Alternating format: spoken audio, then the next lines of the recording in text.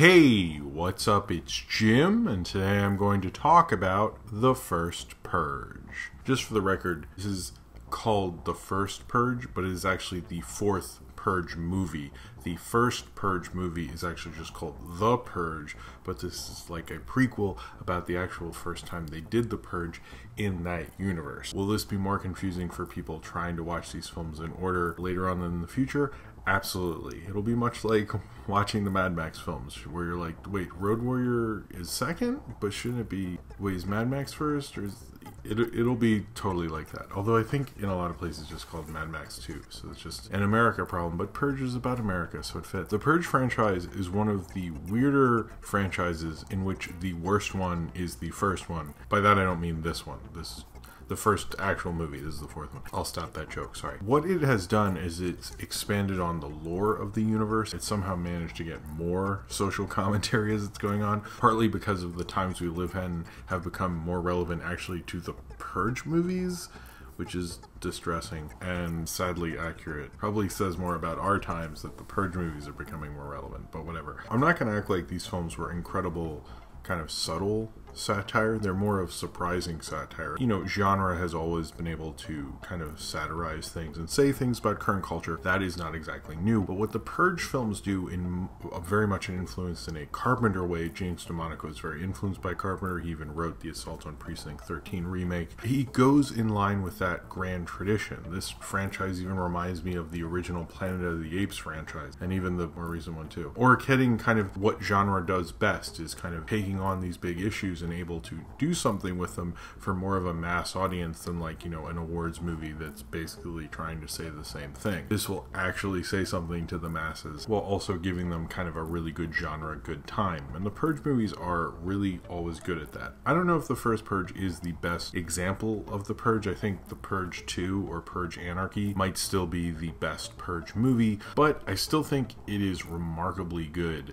at what it's doing. These films never really fail to entertain me, and I always come in each time going like, okay, well, this is the one where it falls off. And even with this one, I was like immediately like interested in it, but in a B-movie way. If you're someone who likes genre films, The Purge is perfect for you. If you're someone who doesn't like genre films, then fuck off. Why are you watching this? I think that's the cool thing about the Purge films, is they kind of appeal to the person who wants that deeper level in their genre films. It's almost like more the deeper fine cinephile who like will actually experiment with stuff at the multiplex. You know, it's made for the people who want to see like the junky action kind of Purge film, and the Purge goes into being a junky film. Like, it feels like Blumhouse very much likes that kind of a thing, but it also can actually say something about it, and it's very much going after Trump and the conservative right specifically in this film, and I don't think very subtly. They've never been subtle films, but this film really feels like it's really going towards it kind of full tilt and not looking back. Now, some of that is really cool. It's awesome seeing a highly armed drug dealer kill people in Klansman outfits and Nazi uniforms and blackface Sampo masks, and like literally showing these people they want to kill poor black people. They want to kill people who are poor and minorities, and that's exactly what they want to do, because they are bringing down America and causing more debt because they cost too much to the government. Even having some really on-the-nose stuff, like having a bunch of cops just go around and like beat black people on a baseball diamond. I guess that's not as on-the-nose. This is part Warriors, part John Carpenter, and everything sort of awesome. I like how direct it is about its political satire. It really sort of makes you deal with it in certain ways, but in other ways you're like, this is a little silly. I think the whole concept of the Purge rides that line of like, wow, this is really silly and stupid. There's no way a modern society would let this happen, to you going like, oh, there's a lot of like parallels to like the news. I don't feel good, and I'm worried about a purge happening. This almost works in like The Handmaid's Tale, and I notice like people often like try to go like, there's a few more steps or something before we get to these horrific, you know, apocalyptic things. There's steps before these horrible things happen, and like you can think that, and you can live in your safe house, and you can be like in the Purge, the first Purge, not this one, the first movie Purge. Did it again, sorry. In that you feel that you will never be hurt by the consequences that this film is talking about. And that's probably a nice thing to be, but I think these films are trying to make you sort of wake up, but also have fun. It's trying to say like, hey look, you know, how do you think the Purge would go? Who do you think they're going to destroy if the government can legally kill people? Think about it. And I think that's a dark statement to make, and true statement and a sad statement, and something that kind of says a reality that we all know, but I think does it in a way that makes you go, fuck, we are screwed. But I think the other thing is this film is so good, it's not really horror. I think it's in Blumhouse, but a lot of people are saying it's more like sci-fi kind of genre action, but we don't have genre action this junky in multiplexes. It's kind of surprising this didn't go VOD, because I feel like the VOD action scene is far more accepting of The Purge. The Purge, the first three are all written and directed by James DeMonaco. He wrote this and produced it. It's directed by Gerard McMurray, who is a younger black director who did a film that went to Netflix that I didn't see. In this film, I think a lot of people commented how Purge movies started as a bunch of white people in a suburban house and went full Black Lives Matter within 4 films, which actually feels like a natural evolution if you know the film, which is also why they're sort of cool, is that they managed to do that. I don't think a lot of franchises could do that so seamlessly. What I think Gerard McMurray really brings to this is he understands, certainly he doesn't have the budget to be like a Atomic Blonde or John Wick or something, but he uses lighting in 2 sequences really well, where he has just fog all over these racist kind of Nazi guys, and like the drug dealer guy played by Yolan Knoll, his kind of crew come up and attack them, and you just see shadow and things like that. It does very much remind me of Carpenter's The Fog, which makes sense because, again, DeMonaco is a big Carpenter fan, and I'm sure Gerard McMurray's probably definitely seen a few Carpenters, especially if you're working on Purge movies, and that sequence was really cool. They had a bunch of fake blood effects, which actually, I think that's my biggest problem with it, is that they ruined a really beautiful, really awesome sequence where you just see silhouettes and people attacking each other. It had this surreal kind of very propulsive quality to it. That sequence really stayed with me, despite it sort of being ruined by fake CG blood effects. And then again, when Yolan Knoll shut off the power to the towers, the flashing kind of strobe light that was going on was really cool, and they did that excellently well, what Gerard McMurray did in this, and they did an excellent job with very little, because those are kind of simple lighting effects, but this is already a weird, strange, weird little movie, and people are wearing masks because apparently they want to hide themselves from being identified despite it being legal and so forth. You could have just rested your laurels on, hey, they're wearing masks and stuff, but he really added to the intensity and almost the surrealism of the night. There's a lot of cool kind of ideas within it, that this is, you know, the first Purge.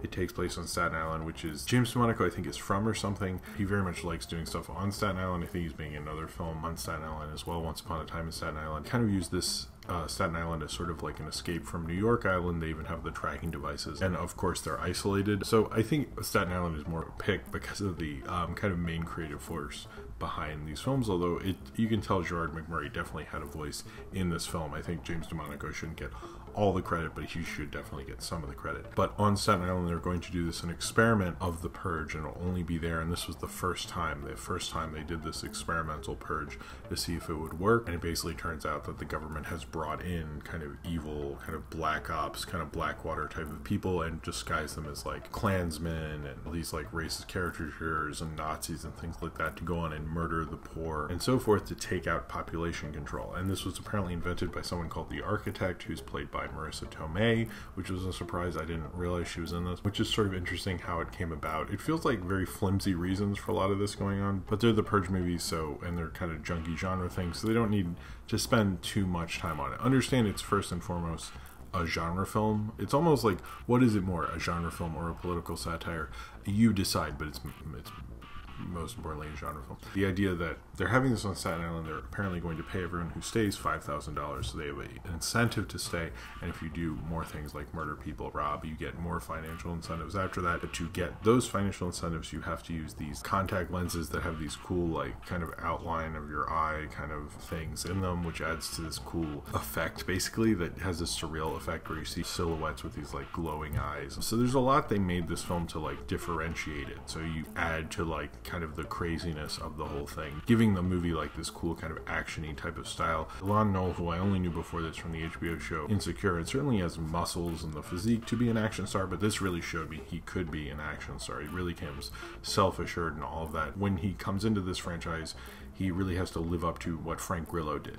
And I've heard a lot of people say, oh, Frank Grillo's not in it, I'm not going to see it. The Purge are concept movies. They're a concept franchise over a character franchise. But if there's any character who's the exception to that, it's Frank Frank Grillo, who's the only character I think who's gone from one movie to another movie, to my understanding. I'm glad Frank Grillo's not in this, because as much as I liked Frank Grillo and his character being in Anarchy and Election Year, I kind of like the concept thing of it. And really, Frank Grillo should be in more movies. Frank Grillo's great. I like that this franchise can like highlight other actors and other people to be action stars, and Nolan, I think, does that incredibly well. He was awesome. I liked Lex Scott Davis as his kind of like former ex-girlfriend who wants to stop the Purge with like a non-violent protest. I can tell you how that goes. And then the kid who plays her brother, Isaiah, played by Yvonne Wade, who I also thought did a really good job. He's kind of just more playing like the role of younger brother who gets into trouble and so forth, but he does a good job with it. I also like the actor Tommy Paul who plays Skeletor, who is like absolutely horrific and scary and crazy. This film maybe went off the rails a bit with, you know, it's the Trumpisms and even having a grab 'em by the pussy thing and having so much like on the nose political satire. But at the same time, as much as I might go like, okay, yeah, we get it, you know, like the government and America is really going after minorities and the poor and things. At the same time, I was like, I didn't like get so annoyed I wasn't into the movie. Like, it's very good at being an entertaining genre film while doing all those things, which a lot of films have a hard time when you're doing something political, of letting the politics kind of overload it and you can't enjoy the rest of it. And because this film is more concerned with entertaining you, understanding that you have to have a good time with your soda and your popcorn, and that's almost its primary goal for, let's say, that makes this film a hell of a lot stronger, because it almost makes you deal with it because you're so entertained by it. I didn't see anyone leaving the theater. I saw people getting into it and shouting and commenting on what was going on.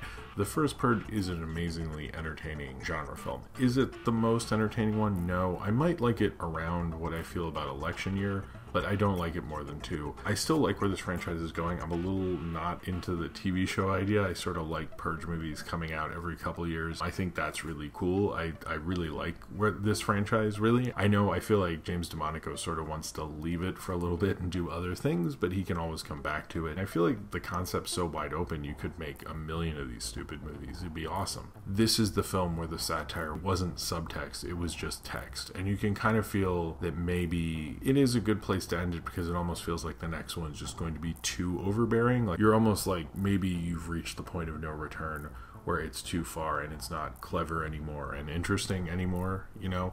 And I think within the age of Trump, it's given this franchise a lot of life to it that I don't think anyone ever thought these Purge movies would ever have. Because of that life, they've used it to say something. They've used it to entertain you and say something about the world, while also bring up other kind of more bigger issues about violence and how people feel about certain people, discrimination and everything like that. And the Purge movies have used the kind of thing that they have been thrust upon and used it in interesting different ways. The second one used this awesome concept and showed you what was going on throughout the rest of the world.